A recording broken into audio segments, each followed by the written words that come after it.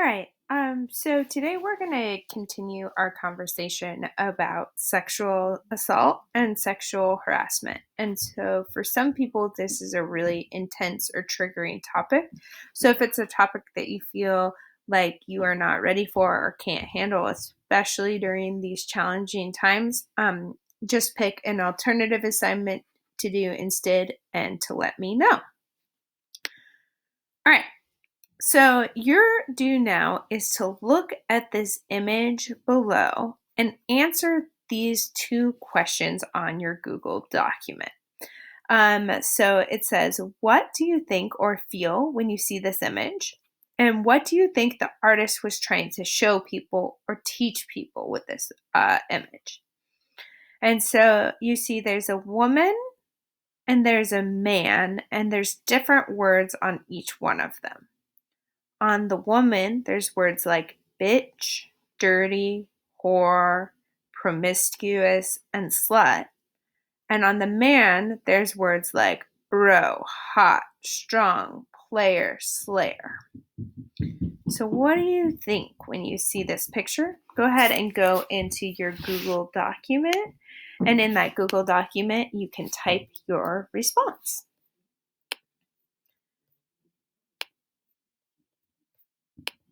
All right. So today's goal is to be able to name and explain examples of sexual harassment.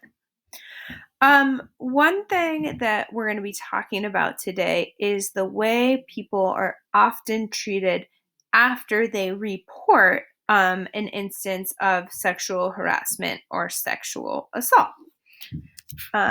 So we're going to watch this video here.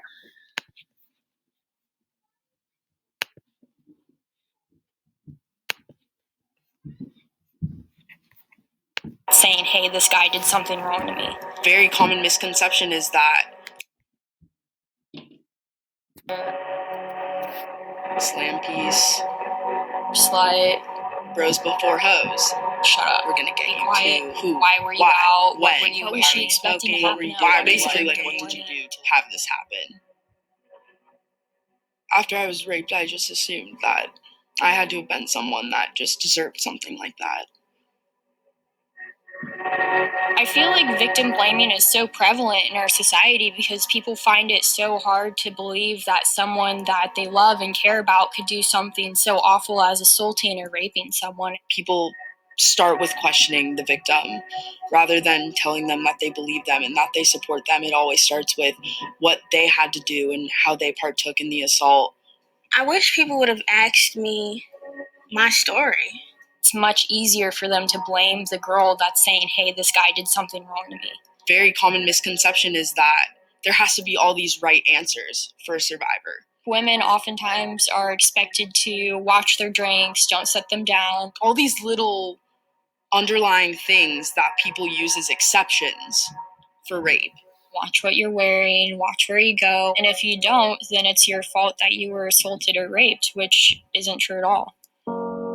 The Jada Post hashtag that was created was when the guy who posted the pictures of the assault on the internet made a post mimicking the stance that I was laying in, tagged me in it, and it went viral.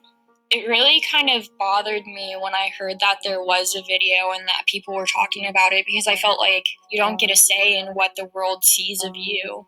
So I felt really alone. There were lots of posts about me. Why would you lie about this? This is not true. Like, stuff like that. And when it's cyberbullying instead of face-to-face, there's no escaping it. Everyone's on the internet.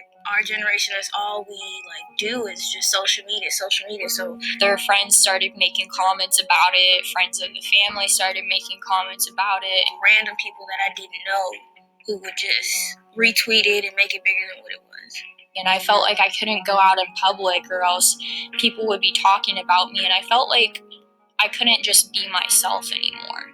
They'd pop up on the screen and I'd read them and I'd spiral into like this deep rage and self-harm and destruction. I had to delete all my accounts so I couldn't defend myself. They were just deciding off the bat who I was based off of all these rumors. And so that was a lot of damage to my own self-esteem because I felt like I wasn't worth getting to know.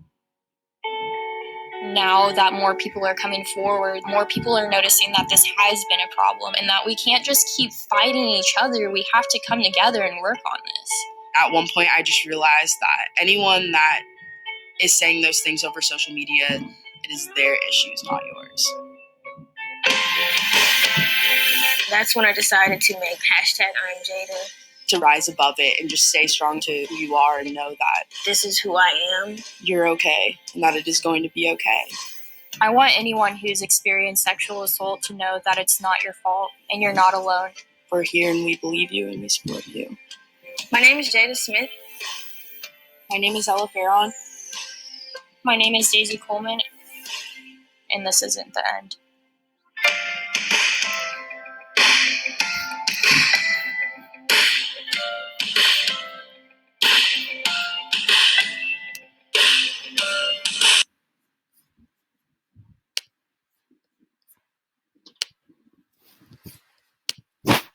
All right.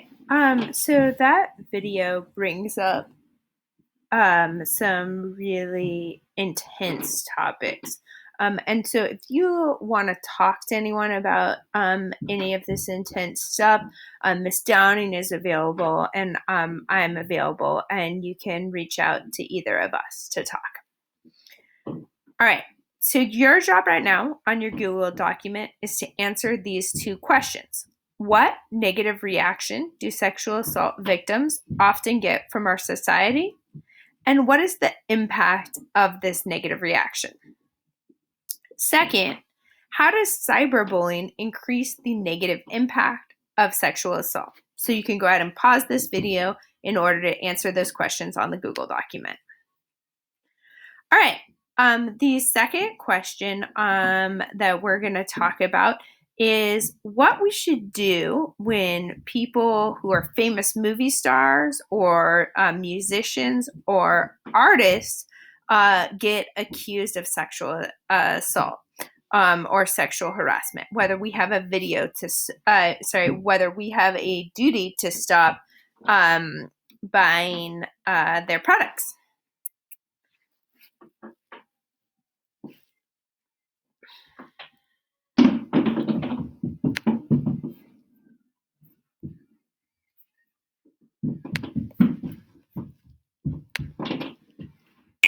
But the marriage was quickly expunged.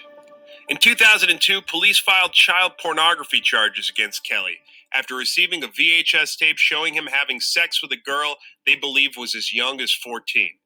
But after a 6-year legal saga and a high-profile trial, Kelly was acquitted in 2008. Most recently, a Dallas woman filed a criminal complaint stating that Kelly gave her herpes. There have been other, less public lawsuits over the years alleging Kelly had sex with minors. Some ended with out-of-court settlements, undisclosed payments, and non-disclosure agreements. If someone really wanted to know facts, all they have to do is go down to Cook County Courthouse. Lisa Van Allen began a 9-year relationship with the man she calls Rob shortly after her 17th birthday. He was 31. I actually thought that being that I was young, that I wouldn't have anything in common with him. And it was actually quite the opposite. We had a lot in common because he really was doing what I was doing at that age. But their relationship changed rapidly. Before long, she says Kelly wanted power over every aspect of her life. It was a pattern she saw him repeat with other young women. If they're with you and you have total control and you're controlling their income, what they wear, what they eat, who they see, you're in total control. He can manipulate the younger women more than a grown woman. Because even like with myself, when I was younger, there were things that he could tell me or do to me that I wouldn't accept as I got older. Van Allen eventually left Kelly, but when Kelly went on trial, she became the prosecution's star witness. She testified that Kelly had forced her to have group sex with the girl in the tape, and that she could identify both of them in the footage. When we did our sexual threesome, he told me she was 16. That's when I was 17. So I thought she was like my age, and I found out 2 years later that she was actually younger than that. Tarana Burke is a women's rights activist and the founder of the Me Too movement. She says Kelly has always chosen these girls carefully. He's cherry picking girls that he knows are the most vulnerable, not just because they're Black. They are Black in a particular kind of way. So they are poor. They come from single homes a lot of times. They have these overlapping circumstances that make it easier for him to manipulate them. And that's what grooming is. With more than 50 million records sold over a career spanning 25 years, Burke says Kelly is still seen by many in the Black community as a success story. R. Kelly is somebody who comes from deep inside the community, and he got out. Now he has money, and he has fame, and he has access to all of these things that the world tells us that we need. And these are children who have that information. They have that as a reality, but they don't have a way to access it. And then along comes somebody like R. Kelly who offers you a way out. Harvey Weinstein's fall last year set off a chain reaction in the entertainment industry. Suddenly, it seemed, the powerful were vulnerable, and the vulnerable empowered. Movie and TV producer Harvey Weinstein has been forced out of the company that bears his last name. Matt Lauer has been fired. New allegations against a famous movie director. But R. Kelly's record label stood by him. Radio listeners kept requesting his songs, and DJs kept playing them. I think that as Americans in our country, pop culture is so dominant. It's a cult of celebrity.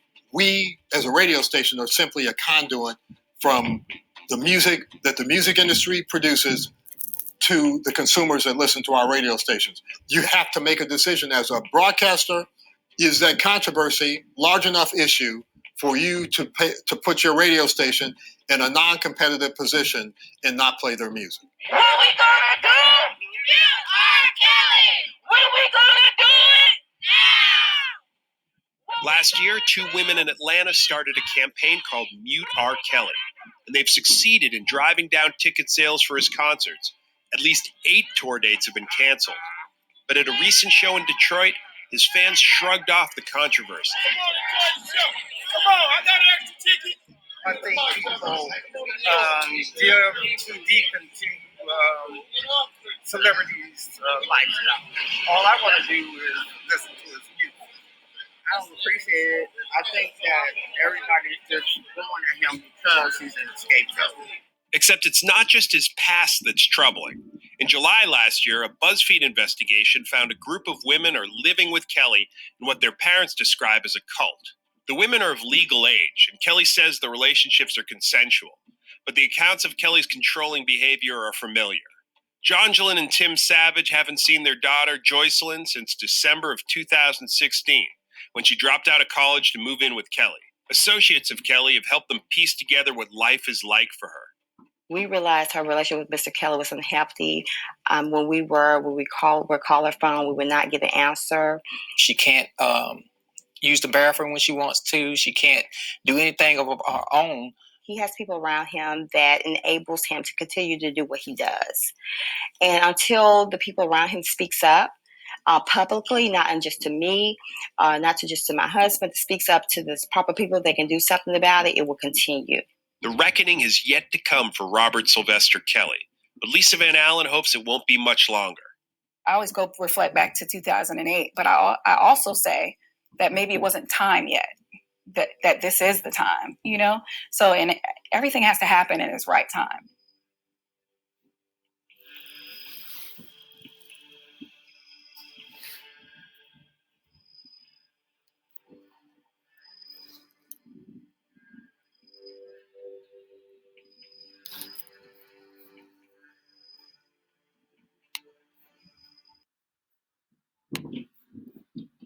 All right.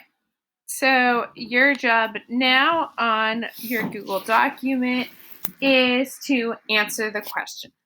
Do you think that the public should stop buying music, seeing movies, or the comedy shows of those who have been convicted or accused of sexual assault? Why or why not? If you like R. Kelly's music for the way it sounds, should you keep listening to it? Or should you stop buying his records? All right. Our final video today is going to be about politicians who have been accused of sexual assault. One politician who has been accused of Donald Trump has been accused of sexual assault is Donald Trump.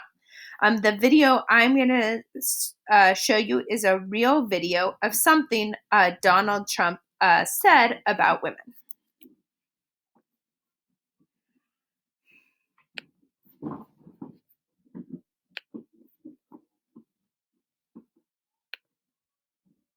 She's still very beautiful. I moved on her, actually. You know, she was down in Palm Beach. I moved on her, and I failed. I'll admit it. Whoa. I did try and fuck her. She was married. That's huge news, Sarah.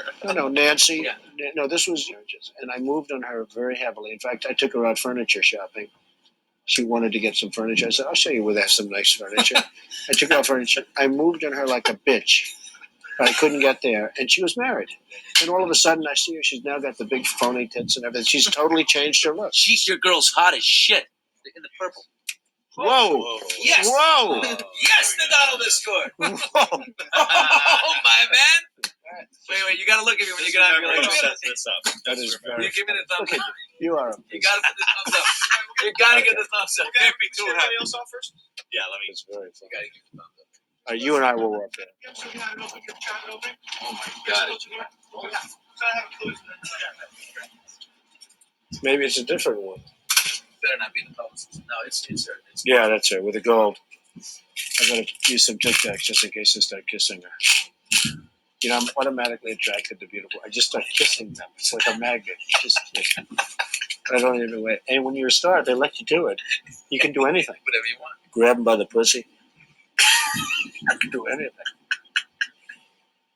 Look at those legs. All I can see is the legs. No, it looks good. Come on, Shorty. Oh, nice legs, huh? Oof, get out of the way, man. That's good legs. Go ahead. It's always good if you don't fall out of the bus. Like Ford, Gerald Ford, remember? Down below. Pull the hell.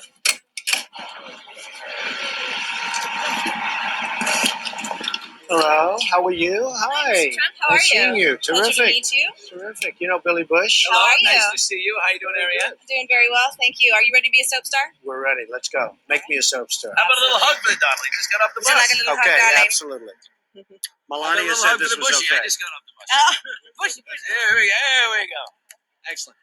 Well, Come you've on. got a nice co-star here. Good. Yes, absolutely. After you. Come on, Billy. Don't be shy. As soon as a beautiful woman shows up, he takes Get over off here, one. He's Billy. always happy. All right. So your job on your Google document is to go ahead and answer this question here. Would you ever vote for someone who has been accused of sexual harassment? Donald Trump is not the only politician that has been accused of sexual harassment.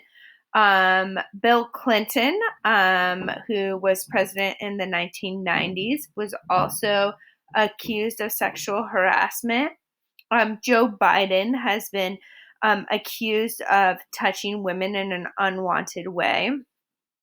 So would you ever vote for someone who has been accused of sexual harassment?